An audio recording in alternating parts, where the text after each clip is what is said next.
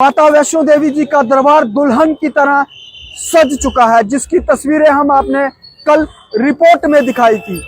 सबसे बड़ी बात, अगर आप भी माता वैष्णो देवी के दर्शनों के लिए चैत्र नवरात्रों में आ रहे हैं तो ये खबर आपके लिए ध्यान से सुनिए।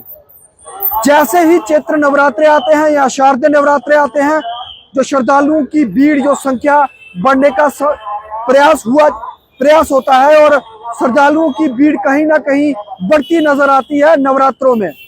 और जो ठगते हैं लोगों को, जो स्कैम करते हैं, वो भी इन नवरात्रों में या रश में सक्रिय हो जाते हैं।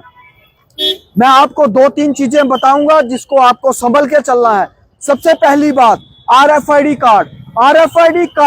RFID कार्ड के बिना आपको दर्शन जाने की अनुमति नहीं दी जाएगी।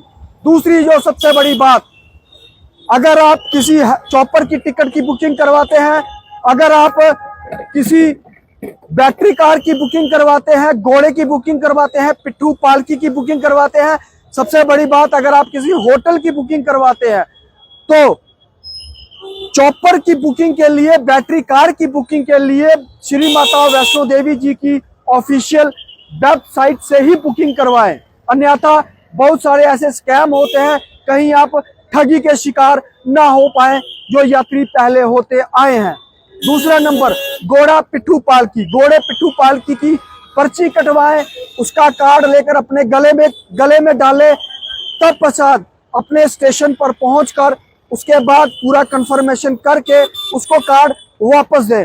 तीसरी सबसे बड़ी बात, अगर आप किसी होटल की बुकिंग करते हैं तो होटल की वेबसाइट पे जाइए, उस होटल की वेबसाइट पे जाके होटल की बुकिंग कीजिए और फोन कीजिए, बुकिंग कंफर्मेशन डालिए, तभी उसके अकाउंट में पैसा डालिए।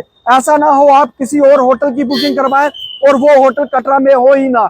ये 2-3 चीजें हैं। अगर आप चैत्र नवरात्रों में दर्शनों के लिए आ रहे हैं तो बड़े समझदारी से आइए, क्योंकि जो स्कैमर होते हैं वो सक्रिय हो जाते हैं। इन बातों का गौर कीजिए और इन बातों पर ध्यान दीजिए। फिलहाल दीजिए इजाजत।